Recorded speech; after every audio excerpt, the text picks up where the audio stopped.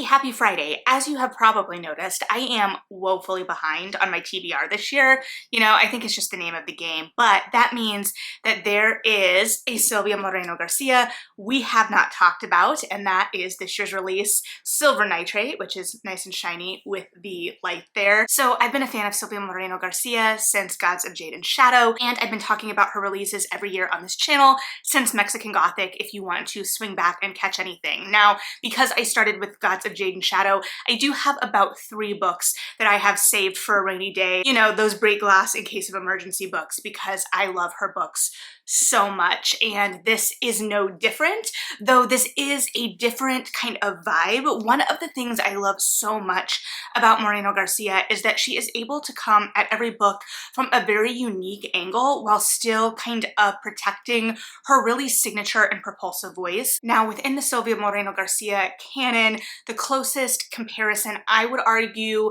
based on the books I have read, would be Velvet is the Night. Now, Silver Nitrate, which I'm going to throw up because I'm getting tired of the reflection, so I am sure you are as well, is not a noir by any means. And for some reason, noir continues to be very difficult for me to say. But this instead is set in 90s Mexico City, and it follows a sound engineer, sound designer, sound mixer, Montserrat, and she is at this kind of moment of change in her career. She is the only female sound mixer at this particular company, which she likes because it's a little bit smaller, a little bit more intimate in that they leave her alone, basically. However, they have been bringing in this much younger guy who is much cheaper and giving him a lot more hours, taking a lot of hours away from her. She's not salary based on the way they're kind of trying to get work out of these people. It's a common kind of exploitative of the arts kind of scenario here, and I really did enjoy the kind of reflection of being within the production side of TV and film here, because it explores the kind of boys club nature of it, even if briefly. And granted, I know things have improved since 1993. However, I was in college from 2009 to 2013, and I originally started out as a double major in telecommunications and theater with the intention to drop theater to a minor. It was only a major to help me get placement in classes and to be in production within film. I really wanted to edit videos, which I know is a shocker based on the editing here. Please believe me, I know. However, I was in that first kind of block of production classes, and I had basically 2 hours of video production followed by 2 hours of sound production, or vice versa, depending on the time. So it was a 4-hour block in college starting at 8 a.m. And it was a lot.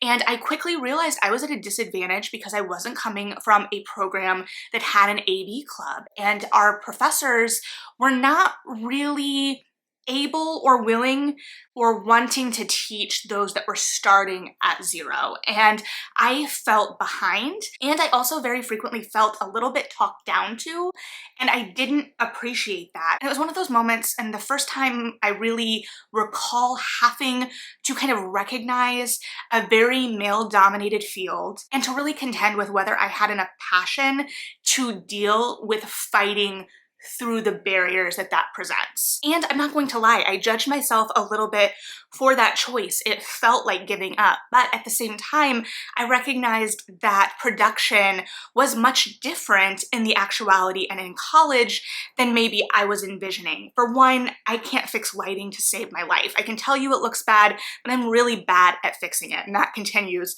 to this day. So I was having to kind of recognize my own limitations. And sorry to go on that tangent, but having this kind of articulated so well so early in the book and articulated through action so well, we see a lot of the kind of casual misogyny that can slip in, and the ways that it is almost protected or kind of buffered in a way that it is plausible deniability. And we're seeing Montserrat really push against that. However, she does have the passion. She does have the drive. She really cares about film, particularly horror, and particularly old horror. She has a really deep and vast knowledge of the genre and the history of the genre. And so we are also kind of looking at the film industry and the film kind of landscape in Mexico in the 90s at a really pivotal time. And I only know as much about this landscape as this book tells us, but it really paints the picture really well. And Moreno-Garcia really makes her skill evident in her ability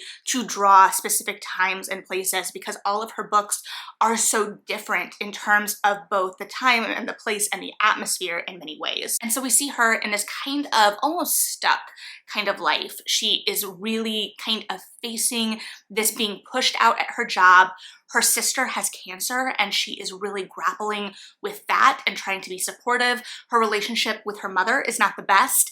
And then her best friend kind of re-enters her life. And her best friend, Tristan, have been friends since elementary school. They've been close since elementary school. However, Tristan really has a habit of coming back into Montserrat's life when he is going through a breakup. And so he is in between partners at this time. He has just broken up with his longtime girlfriend and kind of re-enters her life. And in the process, he is moving into this new apartment where he discovers that one of his neighbors, through some misassigned mail, is a really acclaimed horror director from the 50s, 60s era. And not just any director, but a director that Montserrat is really interested in and has a really infamous, at least to Montserrat, unfinished work. And so both Montserrat and Tristan start kind of talking with this director about his history, particularly, obviously, in the film industry. And this brings up the history of this lost film, and it also connects him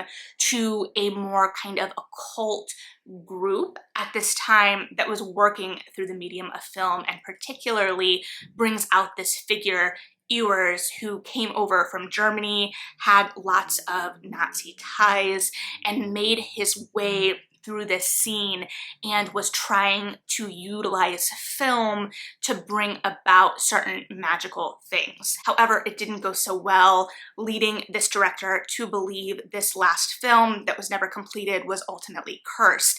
And so he convinces Montserrat and Tristan to try and complete this loop of this film, as they believe this kind of combination of visuals and sound in a particularly dubbed way, so bringing in Montserrat's skill with audio, will somehow manifest this specific kind of power. So we have a lot of really interesting things going on here. We have a kind of exploration of like cult horror films, we have occult magic and occultism, we have obviously at least a throwaway mention of Crowley, and we also have this exploration of occultism and Nazism, and this exploration particularly of Nazis that came over from Germany to places like Mexico, really explores the kind of dissonance that they engaged in terms of their own thinking and how they thought about themselves as superior, while also interrogating the colorism that still exists in places like Mexico. And this really goes back to some of those same explorations we saw in work like Mexican Gothic in terms of the kind of nuances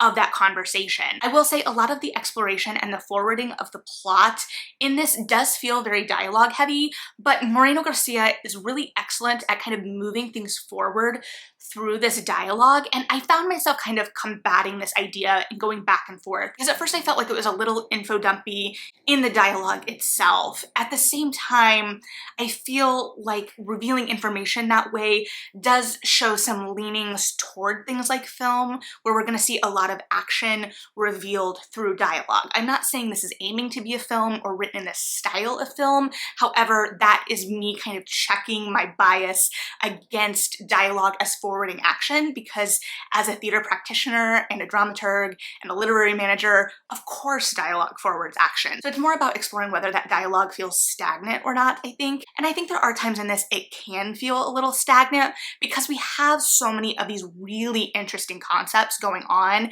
and it feels like we're not fully diving into all of them. We get a lot more information, particularly about this circle that this director was running around in back in the day and how they become relevant after the completion of this film, or the reintroduction of this goal to complete the film kind of upsets the balance and things start happening, including Tristan, who was a very popular soap opera actor, starts seeing his dead girlfriend materialize in his space. And here we see something that I think Moreno-Garcia also does well in this like bleeding of reality and the supernatural, because we have established through the course of the book that Tristan does have a history of substance abuse.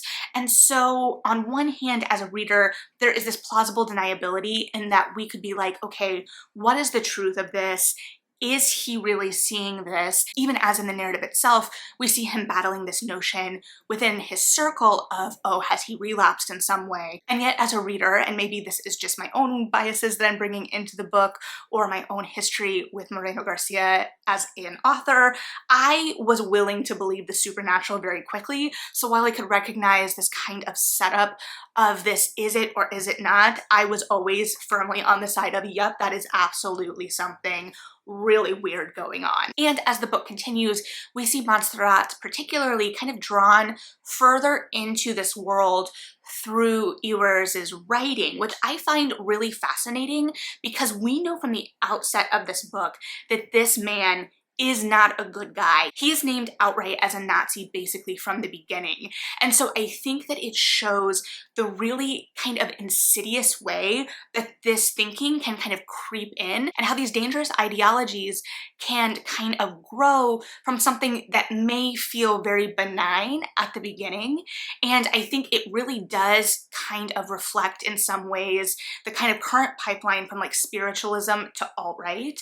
Here we're obviously kind of dabbling more in the occult, especially as we get deeper into the narrative, but that's not necessarily where we start. And so we're playing with those ideas in a way that I think is so pertinent to the current conversation. And I think Moreno-Garcia has a really unique ability to kind of tap in to the current moment, the current discourse and conversations that we are having and really reflect them through her stories that are also incredibly entertaining and magical and a little dangerous, or a lot dangerous, let's be real. So those parallels were something I really noted in the book, especially as Montserrat is actually pretty close, not pretty close in that she's the same person, but she's of a similar type to Maite in Velvet Was the Night, in that she is not necessarily a conventionally attractive woman. She is often considered maybe a little more prickly or pushy by those around her, but she is very strong and interesting and even more compelling for her flaws. And I think that's another one of Silvia Moreno-Garcia's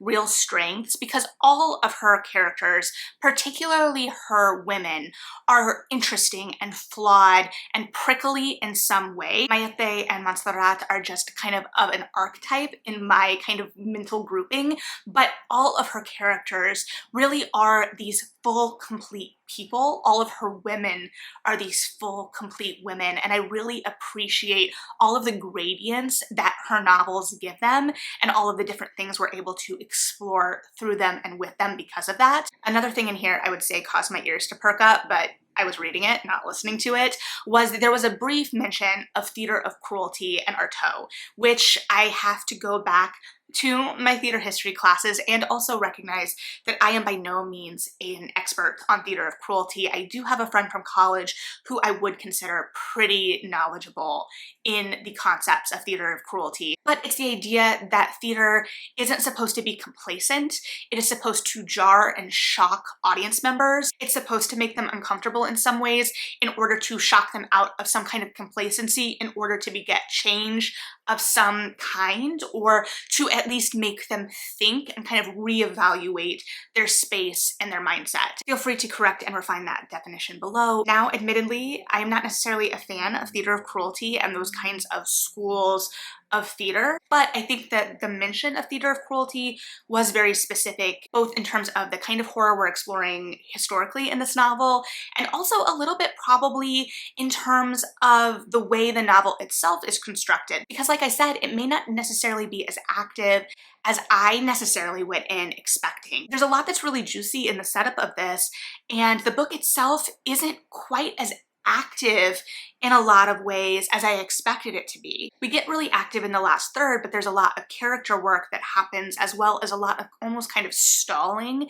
in some ways. And I think that stalling is very purposeful to kind of make us uncomfortable, at least slightly in some way. At the same time, the pacing is still very fast, so it's not like we're ever uncomfortable in any moment or waiting around necessarily for something to happen. And I think that that is one thing that I can always say about a Silvia Moreno-Garcia book, is that it is always very fast-paced, and I don't feel like I'm stuck even when we're kind of slower within the narrative itself. But we are also then watching this kind of slower descent. We're also really digging into Montserrat and Tristan's relationship in particular, and how they're kind of navigating life and their relationships in their late 30s, and especially kind of acknowledging and verbalizing some patterns in their relationship that it seems like they haven't previously acknowledged to each other, and really kind of diverging from some of that and having to kind of reevaluate how they exist in each other's lives, as well as kind of really examining themselves as people. We see Montserrat kind of battling this engagement with this work that we know is dark, we know comes from a bad man and a bad place, and yet we still see her compelled by it and heading down this path. Just the idea of the seduction of power in whatever way, even as she recognizes from the outset when reading this man's work that he is basically a consummate liar. He is stealing from all of these cultures, from all of these people, and just basically squashing everything together to create this really mishmash ideology and kind of thought practice, which also really kind of illustrates how a lot of this feels, how these people that are very charismatic and want this bigger thing, it does kind of break it down, because there's this moment where she kind of acknowledges, oh, he did want to be an actor, he did want to be part of the scene, he wanted the attention, he craved the attention. And I was compelled by the idea of theater moving to film in this kind of ritual of performance, and what one in terms of the other could kind of offer in terms of this symbolic ritual and this creating of alternate reality. Now, did I fully buy the kind of methodology and justification for why the film was the thing? I'm not sure, but it's not necessarily important that I buy it. It's important that the characters were kind of pulled into the allure of that in whatever way. And to be clear, particularly our protagonists, Montserrat and Tristan, don't necessarily believe things at first. They're like, okay, all right, this guy is kind of eccentric, but we'll play along. We want to know the history of this film. We want to get a peek at this piece of film history that has loomed so large within our own lives. But then they have to start really facing off with some of the demons in their own lives, as well as then face off with some outside antagonists as well that they did not know were going to be part of the picture, because they didn't have the full picture when kind of embarking on this. So I could go on, but I'm not going to, because I do want to try to keep this at least somewhat contained. But if you liked this book, again, the most obvious place to go within the Silvia Moreno-Garcia canon next would be Velvet Was the Night. If you've already read Velvet Was the Night, because you too are a major Silvia Moreno-Garcia fan, of course we also have Our Share of Night by Mariana Enriquez, translated by Megan McDowell, came out earlier this year. I did see that this is now in paperback, and it is spooky season and it's fall, so it's the perfect time to dive into this one. This one also explores occultism and cults that we at least get a little hint of in Silver Nitrate. If you're potentially more interested in the movie business side of things, particularly within the golden age of film, which isn't necessarily where we are exactly here within the historical film portion, but still I would recommend checking out Siren Queen by Nevo. Also a really interesting, compelling exploration of film history with a supernatural twist. So if you've read this, I would love to hear your thoughts.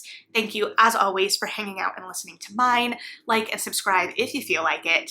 Read something good. I just gave you some options, so no excuses. And yeah,